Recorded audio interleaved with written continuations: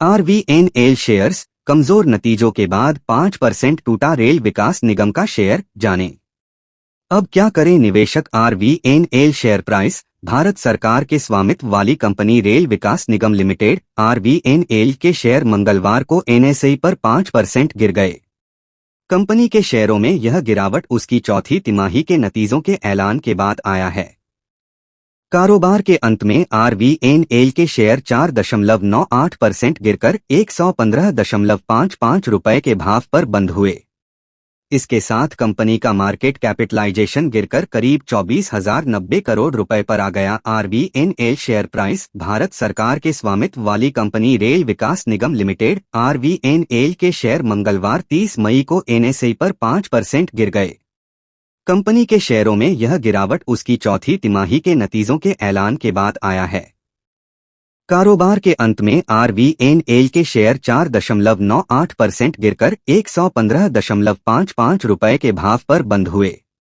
इसके साथ कंपनी का मार्केट कैपिटलाइजेशन गिरकर करीब 24,090 करोड़ रुपए पर आ गया।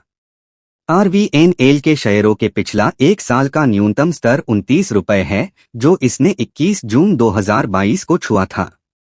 वहीं पिछले एक साल का इसका उच्चतम स्तर 144.50 रुपये है, जो इसने 8 मई 2023 को छुआ था।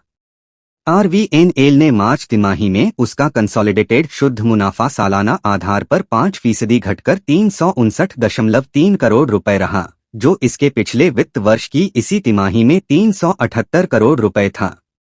वहीं कंपनी का रेवेन्यू मार्च तिमाही में 11% कम होकर 5,719.8 करोड़ रुपए रहा, जो इसके पिछले वित्त वर्ष की इसी तिमाही में 6,437.5 करोड़ रुपए था।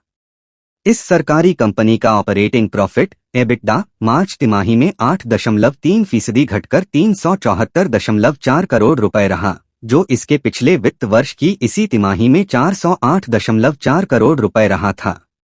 मार्च तिमाही में RVNL का टोटल इनकम 5,975.88 करोड़ रुपए रही, जो इसके पिछले साल की इसी अवधि में 6,647.52 करोड़ रुपए था।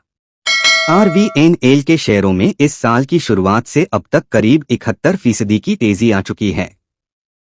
वहीं पिछले एक साल में इस शेयर ने अपने निवेशकों को 263% का मल्टीबैगर रिटर्न दिया है। निवेशकों का अब क्या करना चाहिए? तकनीकी रूप से RVNL का शेयर इस समय 8 में से 7 SMAs से ऊपर कारोबार कर रहा है। स्टॉक अपने पिछले 5 दिन, 10 दिन, 30 दिन, 50 दिन, 100 दिन, 150 दिन और 200 दिनों के मूविंग एवरेज से ऊपर कारोबार कर रहा है, लेकिन यह अपने पिछले 20 दिनों के मूविंग एवरेज से कम है। इसका दैनिक RSI 1461.6 पर है। ट्रेंडलाइन के आंकड़ों के मुताबिक 30 से नीचे के RSI को ओवरसोल्ड माना जाता है और 70 से ऊपर को ओवरबॉट माना जाता है। मैक्ड 8 पर है, जो इसकी सेंटर लाइन से ऊपर है, लेकिन सिग्नल लाइन के नीचे है।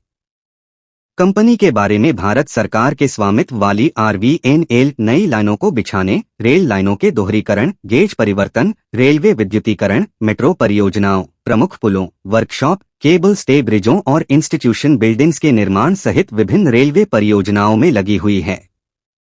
RVNL अधिकतर टर्नकी मॉडल पर काम करती है।